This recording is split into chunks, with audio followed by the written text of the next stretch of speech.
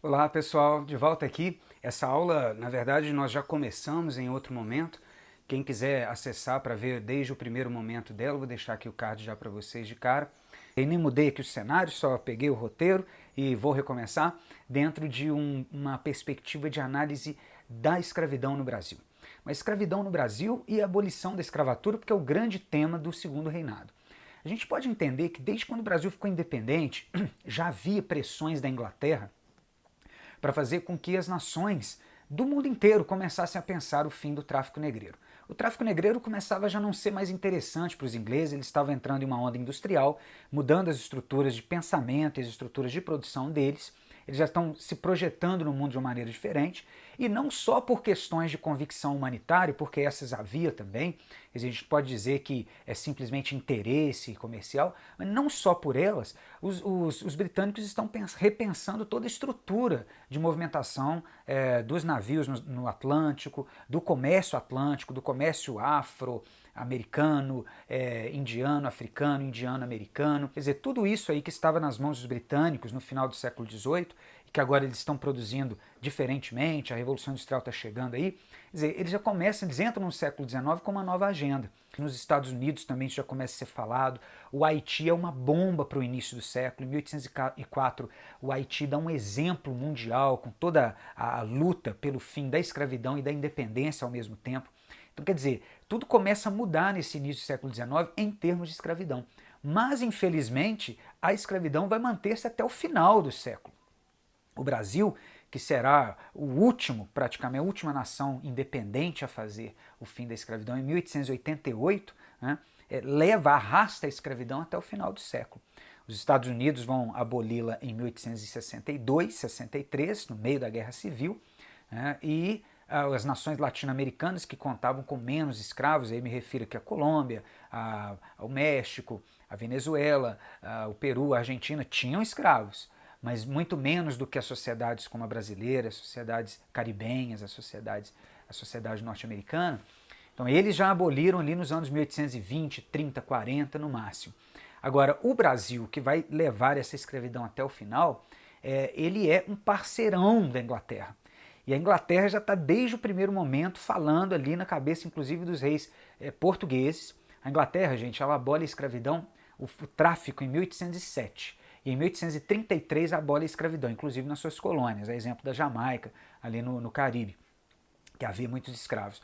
Então, nesse momento, 1833, então vamos pensar aí, estamos chegando a meados do século XIX, a Inglaterra já aboliu a escravidão, o tráfico desde o início do século, e ela está bombardeando outras nações que são suas amigas, suas parceiras, a fazê-lo também.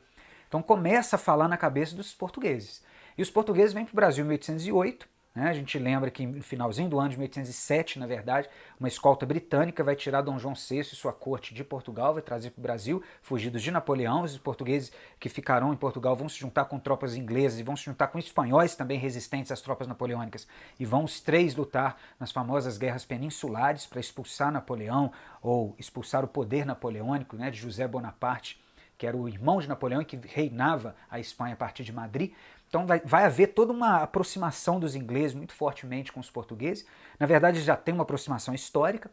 E aí, quando o Brasil se torna independente, lá estão também os britânicos. No próprio Conselho de Estado que se reuniu em 1822 para decidir pela ruptura com os portugueses, já havia ali considerações a conversar com os representantes ingleses no Brasil. E durante o primeiro reinado, o período regencial, e agora no segundo reinado também, os ingleses estão presentes, estão pressionando o fim da escravidão, é uma das pautas deles. E no Brasil, vários políticos, ativistas, advogados vão começar também a advogar pela causa abolicionista. Então a abolição da escravatura no Brasil, a gente pode dizer que ela começa já com uma questão social de discussão dentro do Brasil, mas com um pano de fundo geopolítico, uma pressão externa da Inglaterra que era constante. Tanto que em 1831 o Brasil criou uma lei, foi feita a Lei Feijó, o padre Diogo Feijó, durante o período regencial, ele que era ministro da Justiça, na verdade, na época, ele vai aprovar uma lei que proibia o tráfico internacional de escravos para o Brasil e que dizia que todo escravo, todo escravizado, toda pessoa escravizada vinda da África que entrasse no Brasil a partir de então tinha que ser liberta, porque era ilegal a entrada de pessoas escravizadas no Brasil a partir dessa data. Só que essa lei, na verdade, não foi levada a sério. Ela não foi tirada do papel. Ela, inclusive, ficou conhecida como lei para inglês ver. O que essa expressão significa? Que é lei só para o inglês ver, só para o inglês achar que o Brasil está aceitando, está acatando as ideias dos ingleses de abolir a escravidão. E não acontece na prática. Inclusive Rui Barbosa, que é um grande advogado do Império, grande intelectual, político na época, ele foi várias vezes, ele falava, advogava justamente nesse sentido. Ele dizia, todos esses escravos ou escravizados que nós estamos vendo pelas ruas aqui do Brasil, essa galera é toda ilegalmente escravizada. Esse pessoal tinha que ser todo liberto de uma vez só. Isso é ilegal. O Brasil tem uma lei que o próprio governo brasileiro pisa e cospe nela todos os dias ao permitir essas pessoas escravizadas pelas ruas do Rio de Janeiro, de Salvador, de São Paulo, de Porto Alegre, de todas as cidades do Brasil, de Recife, porque onde eram vistos escravos que entraram no Brasil vindos via tráfico negreiro, eram pessoas que tinham que ser libertas, já dizia a lei de 1831. Mas, como é lei para inglês ver, é lei que ninguém leva a sério, então essas coisas foram sendo arrastadas durante a história do Brasil. Em 1850, aliás, minto, em 1845, os ingleses aprovaram uma lei, a partir do ministro da Justiça da Inglaterra na época, o Lord Aberdeen, e ele aprovou o Bill Aberdeen, a lei de repressão ao tráfico internacional atlântico de negros africanos escravizados. Então, o que significa isso na prática? A Inglaterra se dava o direito de abordar navios mercantes negreiros de quaisquer nacionalidades que, passando pelo Atlântico, estivessem carregando pessoas escravizadas, e a Inglaterra então se dava o direito de abordar esses navios, pegar as pessoas que estavam nele, levar de volta para a África e pegar a tripulação e levar para a Inglaterra presa para ser julgada por tribunais britânicos. Então isso é uma maneira agressiva internacionalmente falando, apesar de a causa ser nobre, é uma maneira agressiva e geopoliticamente perigosa, problemática de afrontar a soberania das outras nações. Mas no caso do Brasil, que tinha essa lei de 1831, ia dizer o quê? Se o Brasil já tinha uma lei que, como eu disse, cuspia-se nela todos os dias ao permitir a entrada de escravos, de escravizados, e ainda manter escravizados que deveriam já ser libertos porque entraram no Brasil como escravizados depois que a lei já abolia isso, já dizia que eles tinham que ser libertos, então o Brasil não podia recorrer a muita coisa, a uma instância muito maior. Quer dizer, o Bill Aberdeen é, na verdade, uma maneira de dizer ao Brasil, ó, vocês já deveriam ter feito isso e nós vamos ter que fazer essa força aqui, essa pressão em vocês. Se a gente pegar as estatísticas, de 1845 a 50, sobe demais o tráfico negreiro no Brasil. Talvez porque as pessoas começaram a perceber, os comerciantes escravos começaram a falar que o Brasil ia acabar cedendo a essas pressões inglesas. Então as pessoas começaram a trazer muitos escravos para poder alimentar o tráfico aqui no Brasil. E é de fato uma interpretação possível. Não significa que seja a correta, mas é uma possível. O fato é que realmente os números cresceram. Em 1850, o ministro da Justiça brasileiro, Eusébio de Queiroz, ele vai então aprovar a lei que leva o nome dele, Eusébio de Queiroz, 1850, que é o fim do tráfico negreiro para o Brasil. Então essa é uma lei brasileira e a partir de 1850 realmente o tráfico despenca no Brasil, as pessoas já não podem mais traficar. Então dentro do Brasil o que acontece? As pessoas começam a trazer escravos de outras partes, e muitos escravos saem do Nordeste e começam a descer para o Sudeste e são vendidos internamente. Então o tráfico interno continua e a escravidão continua, porque vocês devem perceber, a lei Eusébio de Queiroz proíbe o tráfico, não a escravidão. Então a escravidão continua, é o tráfico que acabou. Depois da lei Eusébio de Queiroz, a lei do ventre livre, aprovada em 1871, foi a lei que dizia que a partir daquele momento em diante, toda criança nascida do ventre de uma escrava seria livre, considerada livre. As crianças, porém, acabavam crescendo nas fazendas e elas podiam ficar sob a tutela do senhor até 21 anos de idade. Em 1885 vem a lei do sexagenário, que é o momento em que os escravos com 60 ou mais anos são então libertos. E na verdade essa lei é uma lei até cruel, porque na verdade quem ganha com ela é com certeza o proprietário. E em 1888, a Lei Áurea, como nós sabemos, a princesa Isabel assinou a Lei Áurea com apenas 2 artigos, dizendo está abolida a escravidão em toda parte do Brasil e revogam-se quaisquer disposições legais em contrário. Na verdade, a abolição da escravatura em 1888 ela foi feita sem indenização e foi isso, em parte, inclusive, que fez com que grande parte da elite que havia naquele momento ainda, que estava ainda escravizando e que eram escravocratas, eles passaram muito para o lado do Partido Republicano. O Partido Republicano, naquele momento, ele vinha crescendo e essas pessoas que estavam ávidas, desejosas de ganhar indenização, eles vão ser os famosos republicanos de última hora. Eles vão querer entrar no Partido Republicano para poder derrubar o império e, quem sabe, receber suas indenizações. Mas isso é uma questão que nós temos que discutir em outro momento. Nesse momento agora, é importante a gente voltar um pouco, porque eu falei dessas 3 leis, ou melhor, as 4 leis, né? Eusébio de Queiroz, Ventre Livre, Sexagenário e Lei Áurea, porque é isso que a gente chama de abolição gradual da escravidão no Brasil, do ponto de vista legislativo. Mas na sociedade civil, os movimentos abolicionistas já vinham crescendo. E é importante dar uma passada sobre esse momento, sobre esses elementos. Para começar, nós podemos dizer que os principais ativistas eram jornalistas e intelectuais, pessoas que falavam em nome de uma sociedade livre, de uma sociedade justa, realmente nesses padrões de pensamento. A gente não pode pensar que fosse algo tão diferente. Realmente, o movimento abolicionista é um movimento social. E é o maior movimento social da história do Brasil imperial, sem dúvida nenhuma. É um momento em que as pessoas estão se conscientizando mesmo sobre a questão da escravidão e da violência com que a escravidão registrava, marcava uma sociedade. Castro Alves e a geração dos românticos contra a escravidão, dos românticos abolicionistas, o próprio texto de Castro Alves, O Navio Negreiro, que vale a pena depois vocês darem uma olhada também, mostra o quanto aquilo ali era algo tétrico, que diminuía a dignidade humana. Então as pessoas começavam a falar sobre isso, a autoridade, a violência contra o escravo. Tanto que era uma sociedade que começava a aprender a negociar já com esses padrões e com essas questões. Desde 1850, com a lei Eusébio de Queiroz, o fim do tráfico, já se começa a aparecer no Brasil levas de imigrantes. Esses imigrantes vão acabar sendo assimilados à sociedade brasileira, num primeiro momento, muito ligados à questão da escravidão, vão ser tratados como escravos. Então isso vai evidenciar também, a ponto de o governo depois assumir a imigração de uma maneira mais, como a gente chama, subvencionada. O governo brasileiro vai assumir a imigração, pelo menos em parte, com hospedarias do imigrante, com o pagamento da vinda desses imigrantes de maneira diferente, porque antes quem pagava a vinda dos imigrantes eram os próprios senhores ou os próprios patrões deles. Então, a escravidão no Brasil, ela está ali no manto social de um modo geral, ela informa toda a maneira que a gente pensa, que a gente age, as relações. Uma coisa que fica muito claro para a gente perceber o quanto que a violência escravocrata da escravidão estava internalizada na gente. Era muito comum no Brasil que um escravo, após ser liberto, ele comprava um escravo para ele. O mulato no Brasil era praticamente quase sempre ele era liberto, justamente para retroalimentar o tráfico. Então assim, se eu liberto o mulato, ele que é alguém que não é de cor preta africana, já é miscigenado, já é mestiço, ele vai compor uma parcela da sociedade que vai internalizar a ideia, a mentalidade do branco. E vai inclusive querer, desejar viver numa sociedade em que ele possa subir nos ombros de outras pessoas, ou seja, de escravizar também.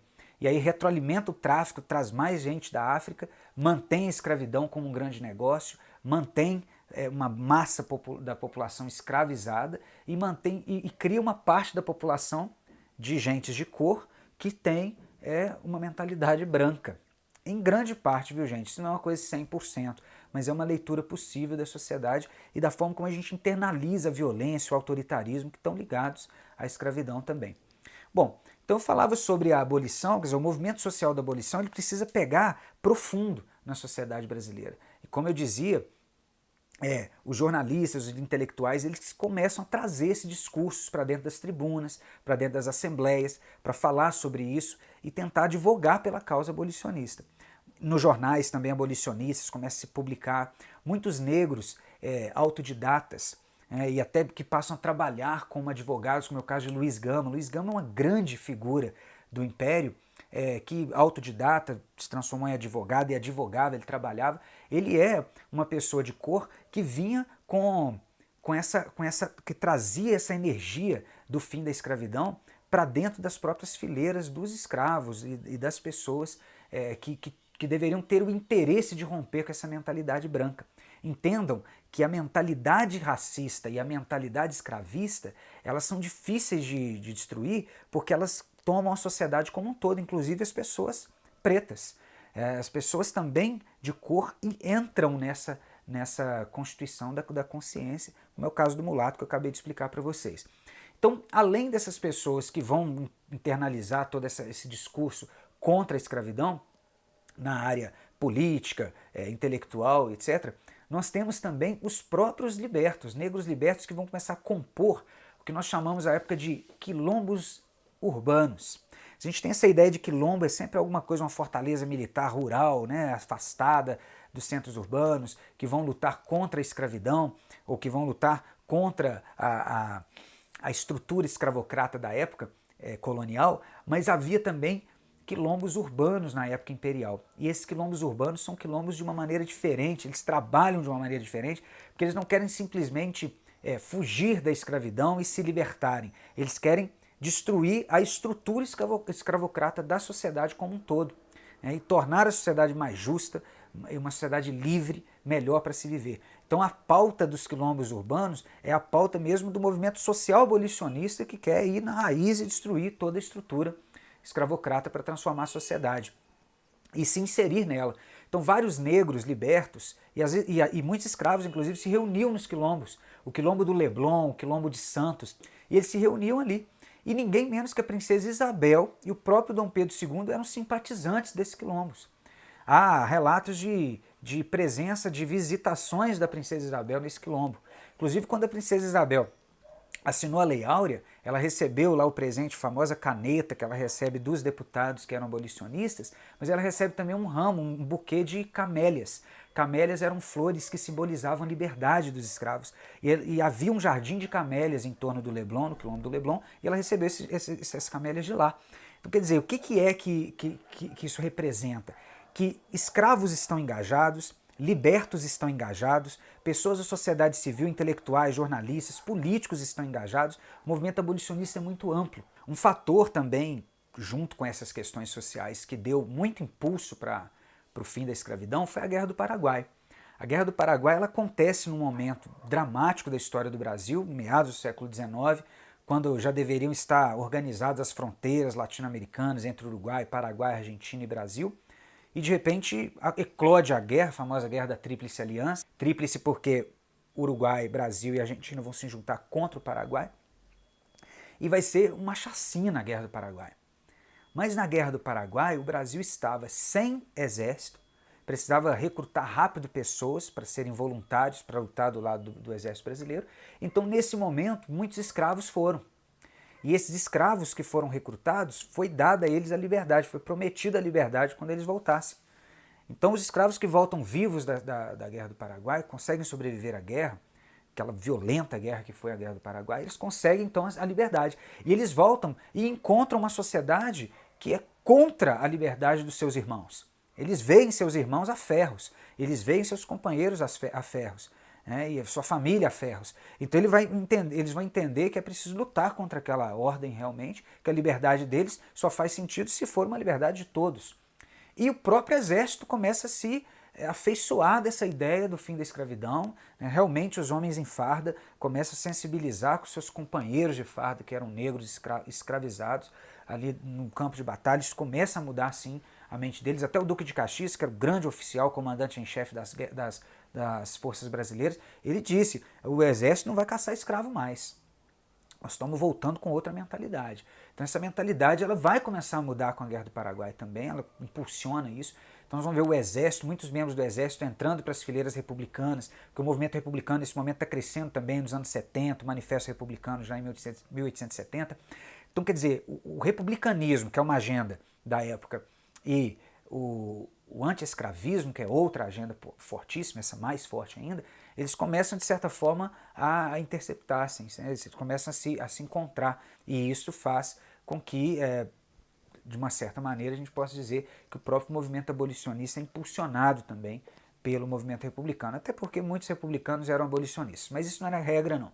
Havia republicanos, como eu disse, os de última hora, que eram pessoas que tinham interesse na república, mas para ganhar indenização para o fim da escravidão e não por uma questão humanitária. E havia gente que era monarquista e que era abolicionista. E isso não era difícil de encontrar de jeito nenhum. Joaquim Nabuco é um grande intelectual do Império, né, e é uma pessoa que tinha um horror a escravidão, advogava contra a escravidão, era monarquista. O próprio Dom Pedro II, como eu disse, era muito simpatizante do fim da escravidão. A princesa Isabel era super ligada aos movimentos abolicionistas. Então, não é regra dizer, é monarquista, então é escravista, e é republicano, é abolicionista. Cuidado com isso, que isso é uma regra falsa, pode confundir a gente, o movimento é mais complexo ainda do que isso. Quer dizer, o segundo reinado, ele é cheio dessas nuances, dessas questões. Então nós temos que ir com cuidado para a gente não confundir as coisas. Vamos agora pensar a questão econômica. Bom, quando o segundo reinado começa, o café começa junto. Então as grandes fazendas de café começam a se formar no Brasil, a elite cafeicultora brasileira começa a se transformar numa elite muito rica.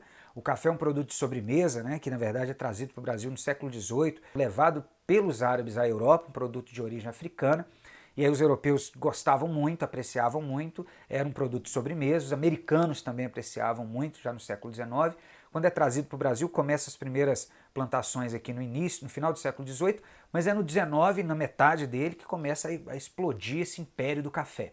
O café vai dar muito dinheiro para o Brasil, vai atrair investimentos em forma de ferrovias, muitos investimentos britânicos. O Império do Brasil contraía muitos empréstimos dos ingleses e muitas vezes muitas empresas inglesas vinham para o Brasil construir ferrovias. Primeiro estradas mesmo, né, para passar carroças, e depois ferrovias para ir cortando o território brasileiro e fazendo esse dinamismo do transporte no Brasil internamente. Então, muito importante a gente associar o café às ferrovias, à estrutura ferroviária brasileira, para escoamento do café e outras mercadorias também, tanto entrada e saída pelos portos, dos portos para dentro, dos centros para os portos, para exportação do café e para importação de outras mercadorias. Bom, nesse período que vão aparecer os barões do café. É aí que a classe social do baronato cafeicultor vai aparecer e vai se constituir no Brasil. Eles estão basicamente estabelecidos em Minas, São Paulo e Rio de Janeiro, o Vale do Rio Paraíba, entre São Paulo e Rio de Janeiro, Taubaté, Vassouras, uma região muito fortemente marcada pelo café de 1840, 50, 60. E já para 1870 o café começa a migrar para o oeste paulista, região de Campinas, Franca, Ribeirão Preto, e uma parte do sul de Minas, da região da Mata Mineira, da região da Zona da Mata de Minas Gerais. Toda essa região aí tem café. Então, uma boa parte dessa elite é escravocrata, como eu disse a vocês, os barões do café do Vale do Paraíba são muito mais escravocratas, os outros são menos, já começam a utilizar mais mão de obra imigrante, então o oeste paulista começa a utilizar mais mão de obra imigrante, mas mesmo assim compõe essa classe social ligada ao café. Nesse momento também vai haver um surto industrial no Brasil, não uma industrialização, cuidado com isso, a industrialização brasileira mesmo ocorrerá só nos anos 1930, 40, do século XX, portanto, então não é hora de pensar em industrialização, de transformação das estruturas econômicas brasileiras em industriais, mas há um surto industrial, há um momento em que a indústria ganha um fôlego e é principalmente um momento em que a atração dos capitais ingleses acontece no Brasil. Principalmente o governo brasileiro tinha vários acionistas, ou melhor, vários agentes do governo que viviam entre os bancos ingleses pegando empréstimos, principalmente dos grupos Rothschild, que é um grupo de banqueiros de Londres que emprestavam dinheiro diretamente ao governo brasileiro e aos empresários brasileiros. Nessa época vai se destacar o Barão de Mauá. Mauá, na verdade, o nome dele é Irineu Evangelista de Souza, ele era um garoto pobre na infância, na adolescência, trabalhava numa mercearia, o dono da mercearia deixa a mercearia nas mãos dele, com muita dívida, e ele vai administrar e vai começar a crescer, ele tinha um tato comercial muito forte, vai começar a crescer e vai se transformar no homem mais rico do Brasil e das Américas, um dos homens mais ricos das Américas na época.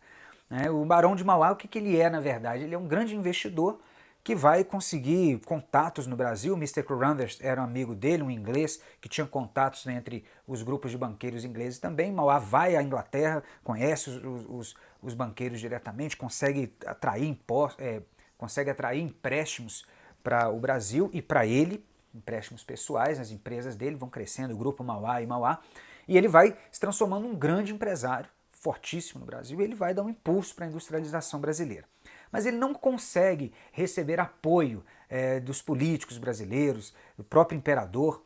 O Brasil não tinha um projeto de industrialização, não tinha uma visibilidade, uma ideia de vocação industrial para o país. O Brasil ainda era um país agrário, muito ainda fincado nas raízes agroexportadoras, escravistas em grande parte.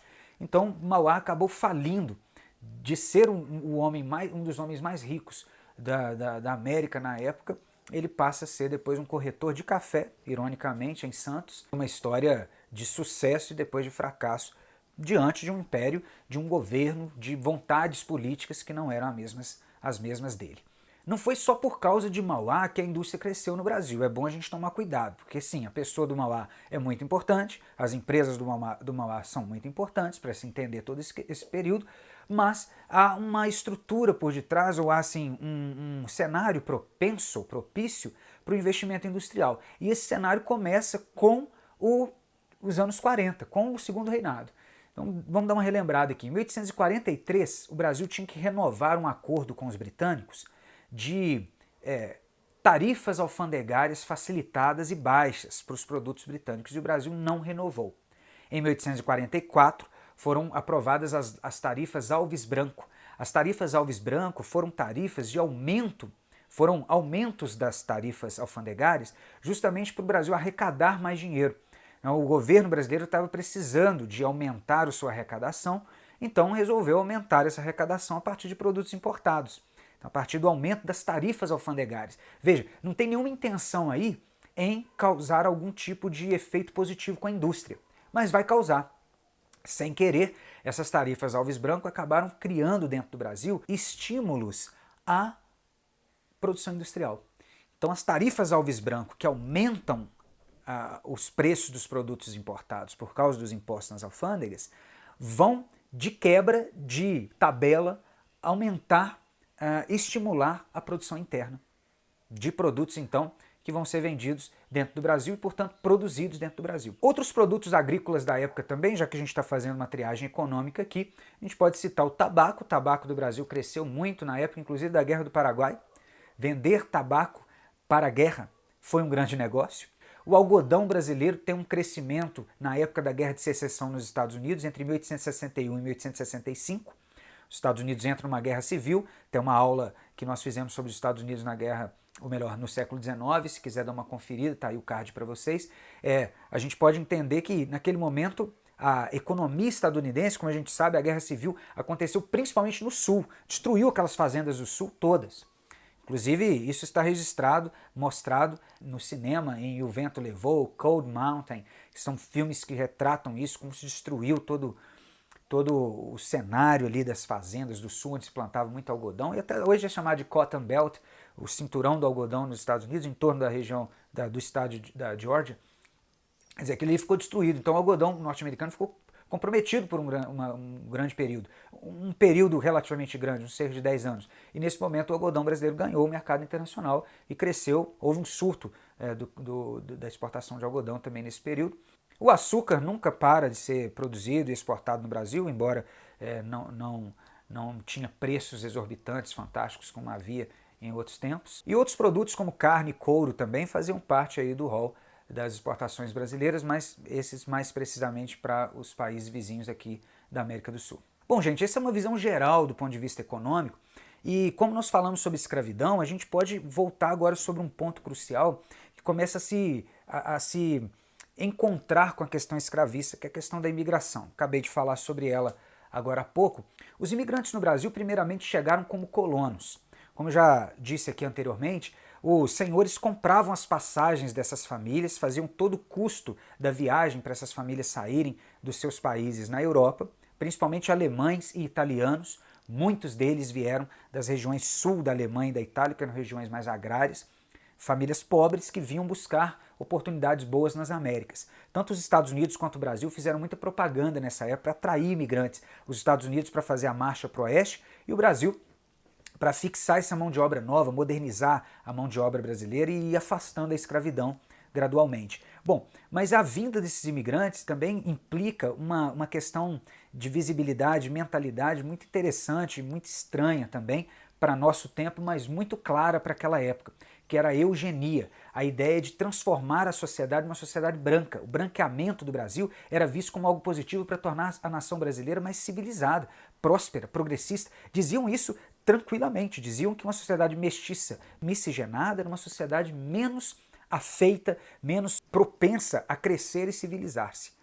Então, o próprio Dom Pedro II teve a intenção e teve o desprendimento de criar algumas colônias, já no início do Segundo Reinado, algumas colônias no sul, para atrair essas pessoas de pele branca, italianos, poloneses, alemães, pessoas europeias, indo-europeias, pudessem trazer o branqueamento para o Brasil. Bom, mas aí em 1850, 60 mais ou menos, já começando a substituir o tráfico negreiro e o próprio trabalho escravo aqui no Brasil, começa a chegar as levas de imigrantes. As primeiras levas de imigrantes, o proprietário da terra paga a viagem das pessoas, e aí eles começam a chegar aqui achando que vão achar terra, que vão conseguir uma vida melhor, que vão crescer, prosperar, mas nada disso acontece. Essas pessoas chegam nas fazendas endividadas, não conseguem quitar suas dívidas, elas vão tendo que consumir em mercearias da fazenda também, então tudo que elas comem, tudo que elas consomem, roupas, habitação, alimentação e já a dívida de viagem, vão acumulando e elas nunca recebem salário e vão ficando escravizadas, entre aspas, porque elas não são escravas na lei, mas na prática acabam sendo, pessoas que não podem sair da fazenda por causa das suas dívidas. Inclusive tratavam-nos como escravos, tinha castigo corporal, muitas vezes havia denúncias disso. Às vezes aparecia no jornal assim, escravo fugido, procura esse escravo fugido. Aí a pessoa ia ler lá, descrição da pessoa, olhos azuis, pele clara, alto, loiro. Quer dizer, mostrando que as pessoas não tinham perdido a mentalidade escravocrata ainda. Então o governo brasileiro criou agora uma segunda imigração, uma segunda onda, uma segunda leva de imigração, que é chamada imigração subvencionada. Subvencionada quer dizer patrocinada pelo Estado. O Estado então vai construir as hospedarias do imigrante, as hospedarias então vão receber os imigrantes, o Estado brasileiro vai pagar pela vinda dos imigrantes, o Estado brasileiro vai fazer propaganda no exterior para esses imigrantes virem para o Brasil, e ao chegarem aqui eles vão quitar suas dívidas com o governo brasileiro e não com os seus senhores ou seus patrões. Nesse período, quando os imigrantes começaram a chegar no Brasil, começou-se a haver uma preocupação com a questão agrária. Porque essas pessoas que vinham da Europa vinham com interesse de adquirir terras. Era isso que elas pensavam que ia acontecer quando chegassem aqui. Então, isso aconteceu, por exemplo, nos Estados Unidos. O Homestead Act, que era uma lei de terras para conceder terras às famílias que se fixassem do meio oeste adiante dos Estados Unidos, e a propriedade era garantida a elas, mas com uma porção territorial máxima, justamente para evitar latifúndios, para ter só médias e pequenas propriedades de terras, enquanto isso ocorria nos Estados Unidos, no Brasil era de certa forma o contrário. A Lei de Terras Brasileira é de 1850. Ela foi discutida amplamente no Congresso ou na Assembleia Nacional Brasileira, foi aprovada como uma lei que dizia o seguinte: tem que haver um mínimo necessário de terra para poder constituir como propriedade, e a terra só pode ser vendida e comprada, e toda a terra tem que ser agora registrada em cartório. Só para vocês terem uma ideia, a inscrição cartorária às vezes era mais cara do que a terra. Então a terra brasileira que nos outros tempos, na época colonial, era uma terra ocupada a partir de sesmarias, doações de terras, conquista, poceiros que tomavam posse da terra, era mais ou menos assim. A terra agora só pode ser vendida e comprada, e ela passa a ser registrada no cartório. Como eu disse, a partir desse momento as pessoas têm essas dificuldades. Primeiro, para adquirir terra tem que ser uma grande propriedade. Além disso, tem que ser comprando. Não pode mais ser só chegando e se assentando e fixando-se ali. E além disso, ao comprar tem que ter o registro para garantir posse. E o registro muitas vezes mais caro do que a própria terra. Então isso dificultava demais os imigrantes a terem terra. Quase que de certa forma a lei de terras vetava, bloqueava a possibilidade dos imigrantes terem terra e garantiu o latifúndio, a ordem escravocrata brasileira, a ordem latifundiária, agroexportadora, que já estava ali assentada na estrutura econômica agrária brasileira e que de uma certa forma é até hoje um problema profundo que a gente tem que enfrentar, que é a questão fundiária. A concentração de renda e concentração fundiária no Brasil até hoje são problemas perenes que a gente tem que voltar a todo momento a discutir. Nós temos hoje o INCRA fazendo um grande trabalho no Brasil, nós temos um trabalho de transferência de renda, sim, nós temos diferenças com relação àquele tempo, mas ainda são agendas, de tão profundas, são agendas ainda constantes. Uma história para a gente falar numa próxima aula, tá? Por hoje, então, nós vamos ficando por aqui. Falamos sobre a estrutura econômica brasileira, falamos sobre imigração, escravidão, a lei de terras. Tudo isso faz parte do Império de maneira muito central. Vale a pena a gente ter esses elementos bastante claros aí para a gente pensar no segundo reinado brasileiro, beleza? Obrigado então pela atenção de vocês, até uma próxima aula. Tchau, tchau.